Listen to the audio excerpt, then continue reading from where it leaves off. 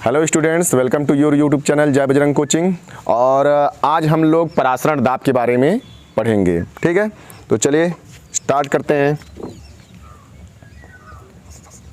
परासरण एवं परासरण दाब। ठीक है, परासरण और परासरण दाब। ठीक है, तो परासरण देखिए, परासरण पढ़ने से पहले हम लोग थोड़ा झिल्ली के बारे में जान लेते हैं। ठीक है, झिल्ली क्या है?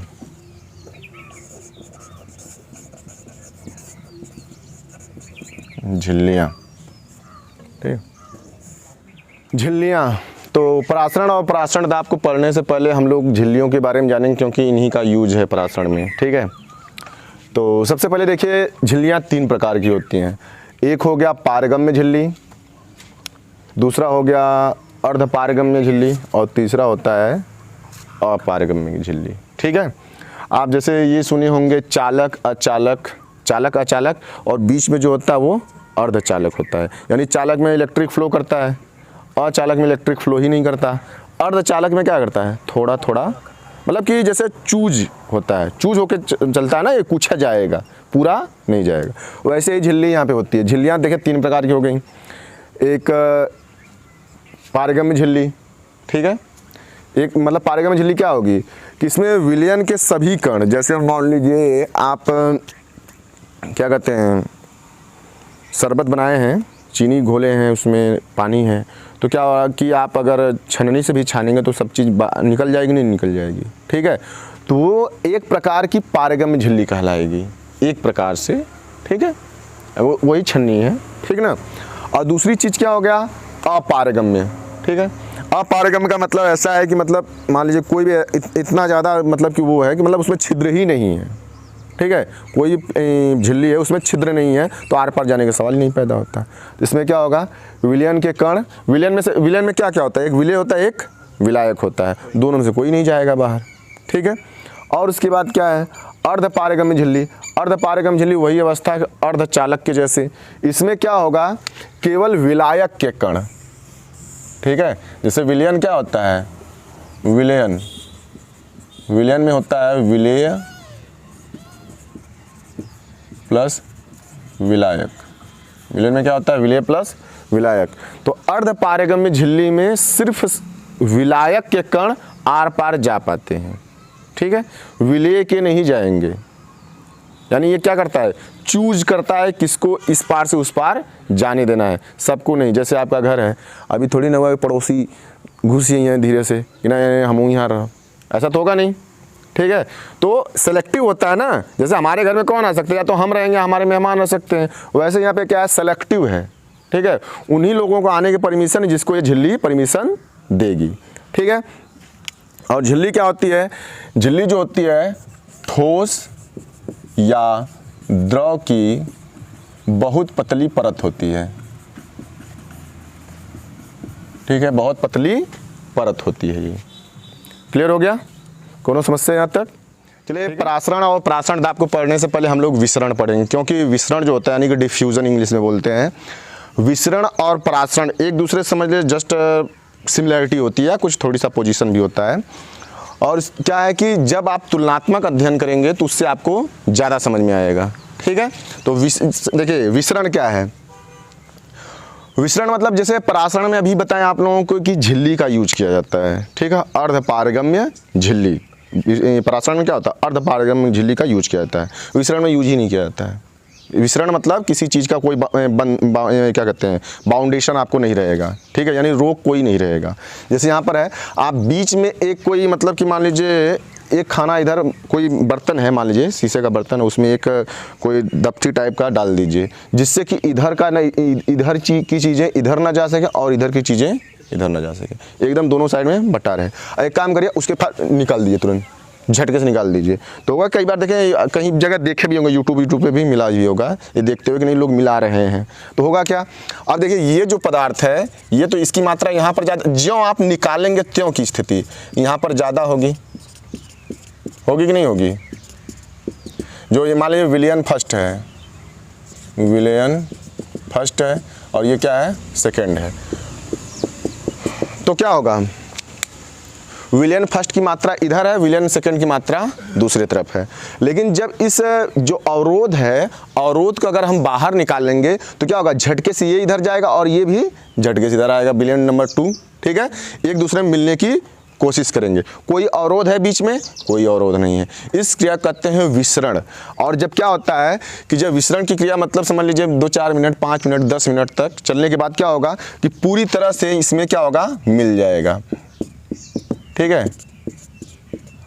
और विसरण की क्रिया के लिए कोई अनुप्रयोग होगा, चलिए कल देखेंगे अनुप्रयोग चक्कर में। ठीक है, ऐसे क्या होगा, पूरी तरह से मिक्सअप हो जाएगा।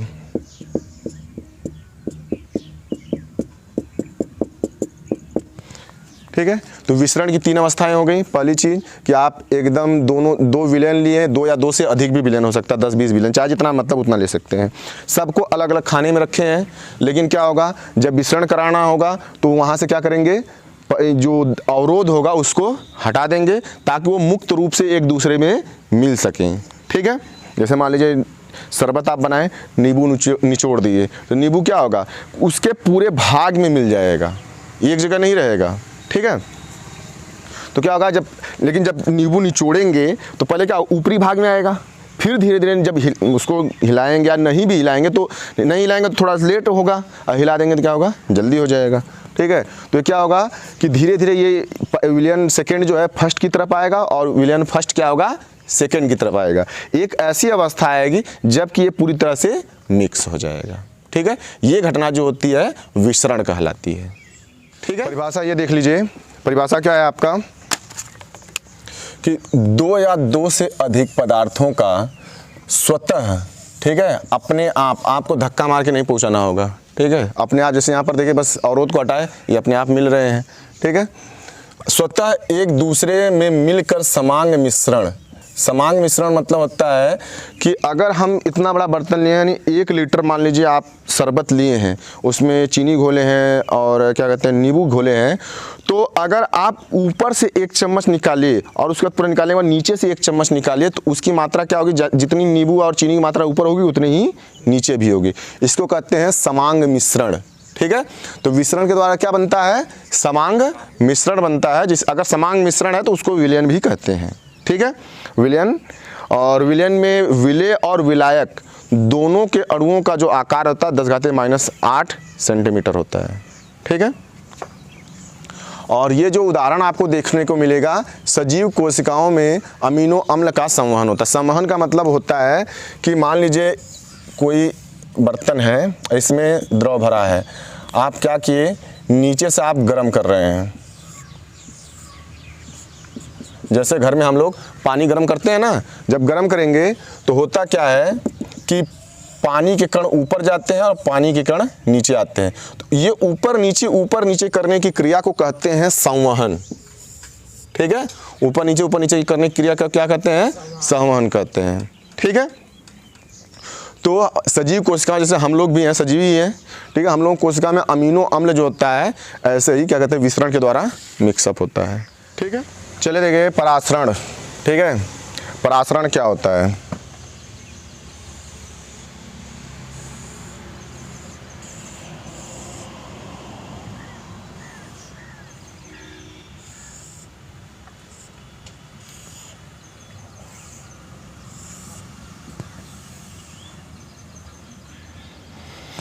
चलिए देखिए परासरण में क्या है, एक ये ए पदार्थ हो गया, एक बी पदार्थ हो गया। ठीक है, एक ए पदार्थ हो गया, दूसरा क्या हो गया, बी पदार्थ हो गया। और इसको भर दीजिए पूरा। मान लीजिए ये शुद्ध विलायक है, ये हो गया आपका शुद्ध विलायक हो गया। और ये क्या हो जाएगा, मतलब विलयन है किस चीज़ का, NaCl का। ये शुद्ध विलायक हो गया और ये क्या हो जाएगा, ये शुद्ध विलायक हो गया और ये क्या हो गया, विलयन हो गया। ठीक है, जिसमें NaCl मिला हुआ है। अब बीच में हम करते क्या है, एक अर्ध पारगम्य झिल्ली लगा देते हैं। ठीक है, ये हो गया आपका अर्ध पारगम्य झिल्ली, अर्ध पारगम्य झिल्ली, जिसे कहते हैं सेमी परमिएबल मेम्ब्रेन। क्या कहते हैं? Semi permeable membrane. ठीक है, तो ये सेमी परमिएबल मेम्ब्रेन है, यानी अर्ध पारगम्य झिल्ली। इसको शॉर्ट फॉर्म में बोलते हैं SPM। क्या बोलते हैं? SPM बोलते हैं। ठीक है, थोड़ा और बड़ा बनाना चाहिए था, चलिए कोई नहीं, मैटर नहीं। अब होगा इसमें क्या, देखिए इसमें विलयन है और ये क्या है? शुद्ध रूप से विलायक है, या इसमें घोला भी गया है तो कम मात्रा में घोला गया, इसमें क्या है? ज़्यादा मात्रा में घोला गया है। अगर बीच में आप सेमी परमिएबल मेम्ब्रेन लगाए हैं तो इसका बस इसके द्वारा एक ही कार्य होगा कि ये जो विलायक है ये क्या करेगा? विलयन की तरफ जाएगा। विलायक क्या करेगा? विलयन की तरफ जाएगा। ठीक है, और इधर से अब देखिए क्या है, अब मान लीजिए 1 लीटर यहाँ पर पानी है। ठीक है, पूरी तरह 1 लीटर पानी है, और ये क्या है? इसमें 1 लीटर विलयन है, जिसमें 100 ग्राम हमने चीनी मिलाया है। 100 ग्राम चीनी मिलाया, यानी 1000 ग्राम में 100 ग्राम हमने चीनी मिला दिया है। तो क्या हुआ? पानी की मात्रा कितनी हुई? 900 ग्राम हुआ। 900 ग्राम हुआ कि नहीं हुआ? तो क्या होगा? अब इसमें इसकी मात्रा ज़्यादा है, यानी इसकी सांद्रता यहाँ पर क्या है? देखिए, विलायक की सांद्रता, विलायक की सांद्रता क्या है? अलग, ज़्यादा है। ठीक है, और यहाँ पर क्या कहते हैं? विलायक की सांद्रता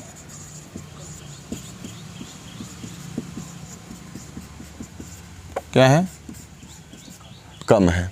ठीक है, तो आपको बताया परासरण का मतलब क्या होता है। पहली चीज़ तो अर्ध पारगम्य झिल्ली लगा दीजिए, परासरण को छोड़ दीजिए। पहले अर्ध पारगम्य झिल्ली आप जब लगा देंगे तो अर्ध पारगम्य झिल्ली में बस एक ही क्रिया होती है कि विलायक के कण जो हैं दूसरी तरफ, यानी कि जहाँ पर विलायक के कण ज़्यादा हैं वो कम वाले विलायक के कण की तरफ जाएंगे, तभी वो जाने देगा। ठीक है, क्या कहते हैं? विलय के कणों को ये सेमी परमिएबल मेम्ब्रेन क्या करेगा? नहीं जाने देगा। ठीक है, तो परासरण कैसे होगा? अब यहाँ पर शुद्ध द्रव मिला दिया, कम, मान लीजिए यहाँ पर 1000 ग्राम में 10 ग्राम 20 ग्राम बस मिलाए हैं चीनी या नमक, इसमें क्या है? 100 ग्राम 200 ग्राम मिला दिए हैं, तो यहाँ पर मात्रा कम, यहाँ पर मात्रा ज़्यादा, विलय की मात्रा ज़्यादा। लेकिन विलायक, देखिए इसमें थोड़ा कन्फ्यूजन होता है, यहाँ पर विलायक की मात्रा ज़्यादा है, यहाँ पर विलायक की मात्रा कम है।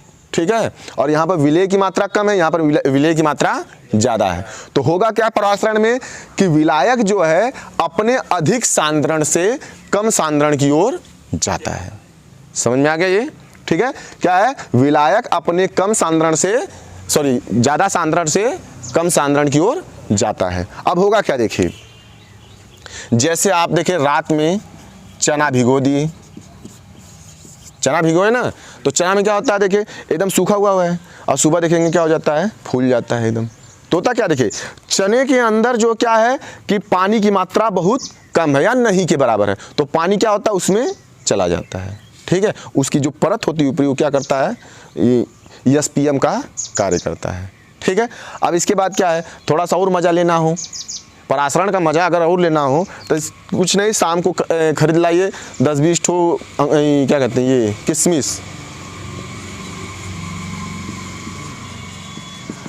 किशमिश ले आइए और रात को भिगो दीजिए, और सुबह क्या हो जाएगा? अंगूर हो जाएगा। भाई यही होगा ना, सुबह फूलकर अंगूर हो जाएगा। अंगूर मतलब नहीं होगा, वो तो अलग चीज़ है। जैसे किशमिश क्या होता है कि उबालने के बाद सुखा कर बनाया जाता है, तो ऐसे तो पहले जैसा तो नहीं होगा। ठीक है, लेकिन क्या हो जाएगा? वो फूल जाएगा। ये जो क्रिया विधियाँ हैं ये क्या कहती हैं? इसको परासरण कहते हैं। ठीक है, समझ में आया? क्लियर है कि नहीं? परासरण क्या है? परासरण की क्रिया क्या है? जो विलायक है, विलायक कम सांद्रता वाला विलयन, कम सांद्रता वाला विलयन से अधिक सांद्रता वाला विलयन की तरफ जाएगा। परासरण क्या होगा? ये परासरण है, परासरण क्या है कि विलायक जैसे विलायक क्या कहते हैं, अगर विलयन कम सांद्रण वाला होगा यानी उनमें चीनी या नमक की मात्रा कम घुली होगी तो पानी की मात्रा ज़्यादा होगी, विलायक की मात्रा ज़्यादा हुई। क्या कहते हैं, जब विलायक की मात्रा ज़्यादा होगी तो जहाँ पर विलायक की मात्रा कम है वहाँ पर जाएगा। ठीक है, ये हो गया आपका परासरण हो गया।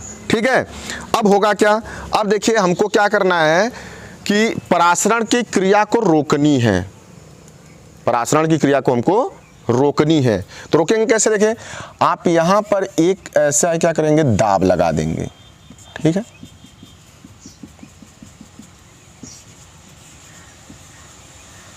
ठीक है, एक दाब लगा देंगे,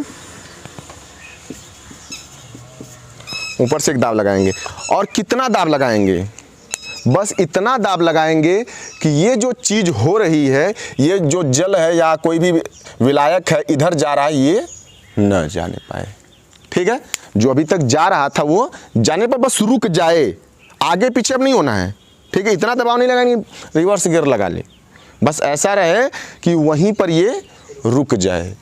ठीक है, तो ये जो एक निश्चित दाब है इसे क्या कहते हैं, परासरण दाब। ठीक है, तो अगर मतलब जैसे परिभाषा लिखना होगा तो क्या लिखेंगे, परासरण दाब वह दाब होता है, जैसे परासरण दाब क्या हो गया, वह दाब होता है जो कि विलायक को विलयन में आने से रोक देता है। ठीक है, विलायक को क्या करेगा, विलयन में आने से यानी चर्मपत्र सॉरी अर्धपारगम्य झिल्ली से दूसरी तरफ आने से रोकता है, यानी पूरी तरह से रोक देगा। ठीक है, परासरण मतलब समझ गया ना, परासरण दाब क्या है, परासरण मतलब क्या हो गया कि ये जो विलायक है ये विलयन की तरफ जाएगा। और परासरण दाब क्या हो गया कि इतना दाब हम किस साइड लगाएंगे, विलयन की तरफ लगाएंगे। ये तो हमारा विलायक है यानी कि कम सांद्रता है, कम सांद्रता है यहाँ पर, यानी कि विलेय की कम सांद्रता है, यहाँ पर विलेय की सांद्रता क्या होगी, अधिक होगी। और यहाँ पर क्या होगा, विलायक की सांद्रता अधिक होगी और क्या होगा, यहाँ विलायक की सांद्रता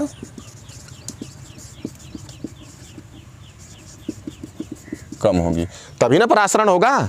यहाँ से इधर क्यों जाएगा, जबकि यहाँ पर विलायक की मात्रा ज़्यादा होगी, यहाँ पर कम होगा। और इसके बाद सोचिए, जैसे आप सीधे जा रहे हैं, मतलब रोड पे जा रहे हैं, ठीक है, साइकिल चलाएंगे, एक समान गति से जाएंगे। ठीक है, ऊंचाई पे जाना होगा तो आपको ज़्यादा ताकत लगानी पड़ेगी, नीचे जाना होगा बिना ताकत लगाए ही चले जाएंगे। ठीक है, अब सोचिए जस्ट एज यहाँ पर जितनी ज़्यादा मात्रा में विलेय होगा विलायक कम होगा, यानी विलेय ज़्यादा है विलायक कम है। विलयन कैसा है, एकदम अत्यंत सांद्र अवस्था, जैसे मान लीजिए सीरा, चीनी का सीरा है। अब यहाँ पर अर्धपारगम्य झिल्ली लगा दिए आप, यहाँ पर एसपीएम यहाँ पे आप लगा दिए, तो होगा क्या, यहाँ से जो द्रव है जाना स्टार्ट करेगा, यानी जो विलायक है वो जाना स्टार्ट करेगा। जितनी ज़्यादा यहाँ पर सांद्रता होगी विलेय की, यानी सीरा अगर रहेगा तो उतनी तेजी से जाएगा। समझ में आएगी नहीं, यहाँ पर सांद्रता विलेय की जितनी ज़्यादा होगी, यहाँ से विलायक की जाने की मात्रा उतनी ज़्यादा होगी और हमें परासरण दाब भी क्या होगा, उतना ज़्यादा लगाना पड़ेगा। ठीक है, तो परासरण दाब क्या हो गया, वह दाब जो कि विलायक को विलयन में आने से रोक देता, अर्धपारगम्य झिल्ली से आने से रोक देता है, उसको क्या कहते हैं, परासरण दाब। समझ में आ गया ना, परासरण दाब एक निश्चित दाब है, मतलब कि हमेशा क्या है, ये तो बदलता रहेगा ना, मतलब जितना ज़्यादा विलेय की मात्रा रहेगी उतना ज़्यादा दाब लगाना पड़ेगा हमको। क्लियर, ठीक है, कर लीजिए। परासरण दाब क्या होता है, एक प्रकार से अतिरिक्त दाब होता है। क्या होता है, अतिरिक्त दाब होता है। ये करता क्या है, विलायक के प्रवाह को रोक देता है, विलायक के प्रवाह को रोकता है। क्या करता है, विलायक के प्रवाह को रोकता है। परासरण दाब को पाई से इंडिकेट करते हैं, पाई, जो आप 22/7 निकालते हैं ना, वही है पाई। ठीक है, पाई से इंडिकेट करते हैं पहली चीज़। अब देखिए परासरण दाब किसके किसके अनुक्रमानुपाती होता है, किसके किसके व्युत्क्रमानुपाती होता है। पाई जो होता है आपका, अभी बताए हैं सांद्रता के अनुक्रमानुपाती होगा। पाई किसके अनुक्रमानुपाती होगा? सांद्रता के। ठीक है, पहली चीज।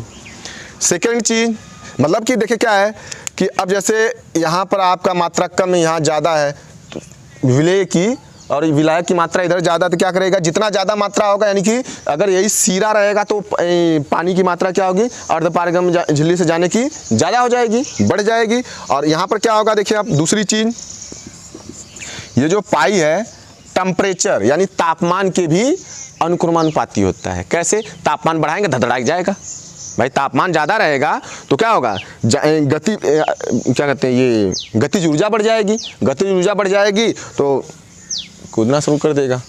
ठीक है, अब दोनों को मिला दीजिए, पाई अनुक्रमानुपाती क्या हो जाएगा, C और T हो जाएगा। अब जब अनुक्रमानुपाती का चिन्ह हटाएंगे तो क्या हो जाएगा, CRT आ जाएगा। और यहाँ पर जो R जो होता है ये क्या होता है, नियतांक होता है। ठीक है, इसके बाद क्या है, C का जो मान होता है वो N/V के बराबर होता है, N/V। N क्या है आपका, इधर इधर कर देना, इधर देखिए चलिए। अब इसको मतलब आप लोग ये यहाँ पर नोट कर रही है, पाई बराबर क्या होगा, परासरण दाब। पाई क्या हो गया, परासरण दाब हो गया। ठीक है, जैसे मोलरता पढ़े होंगे आप लोग, तो मोलरता मतलब क्या होता है, मोललता ग्राम बटे किलोग्राम, यही था ना, 1000 ग्राम और ऊपर जो मात्रा है, मोलों की संख्या बटे विलेय के मोलों की संख्या बटे विलायक का भार पूरा 1000 ग्राम। ठीक है, ये मोललता थी। मोलरता क्या थी, मोलरता था कि विलेय के मोलों की संख्या बटे विलयन, जबकि लीटर में हो, जबकि लीटर हो या 1000 मिलीलीटर हो, यही मोलरता थी ना, तो वही मोलरता यहाँ पर है। ठीक है, तो पाई परासरण दाब हो गया। C क्या हो जाएगा, सांद्रता हो जाएगी। C क्या हो जाएगा, सांद्रता हो जाएगी। R जो हो जाएगा नियतांक, R क्या हो जाएगा, नियतांक हो जाएगा। T का क्या हो जाएगा, तापमान, T बराबर तापमान। ठीक है, इसके बाद क्या है, C बराबर क्या होता है, विलेय के मोल, विलेय के मोल बटे विलयन का आयतन, यानी N/V। N क्या है, विलेय के मोल हैं, और V क्या है, विलयन का आयतन हो जाएगा। यहाँ तक हो गया क्लियर एकदम? ठीक है ना। तो परासरण दाब आप जान ही गए कि क्या करता है कि ये विलायक के प्रवाह को रोकता है। ठीक है, एकत्रित दाब होता है। तो इसको किससे इंडिकेट करते हैं, पाई से। अभी आपको बताया कि जितनी ज़्यादा मात्रा में विलेय की मात्रा जितनी ज़्यादा होगी, विलायक का प्रवाह भी उतना बढ़ जाए, यानी विलायक एक साइड से दूसरी साइड उतनी ज़्यादा मात्रा में जाएगा। तो एक बढ़ा तो दूसरा का बढ़ा, तो अनुक्रमानुपाती हुआ कि नहीं हुआ। अब इसके बाद तापमान बढ़ा दीजिए आप, जब तापमान बढ़ेगा तो भी जल्दी ले जाएगा, तो तापमान भी क्या होगा, परासरण दाब के अनुक्रमानुपाती होगा। दोनों को आप मिला दिए तो दोनों को मिला के क्या हो जाएगा, पाई अनुक्रमानुपाती C और T हो जाएगा। अब क्या करेंगे, जब आप लोग इसको करते हैं, क्या करते हैं, अनुक्रमानुपाती का चिन्ह हटाते तो कोई नियतांक आता है नियतांक ना, वो नियतांक क्या होता है, R होता है, कैपिटल R हो गया। ठीक है, और C क्या होता है, विलेय के मोल बटे विलयन का आयतन होता है। क्लियर हो गया यहाँ तक, बस करिए।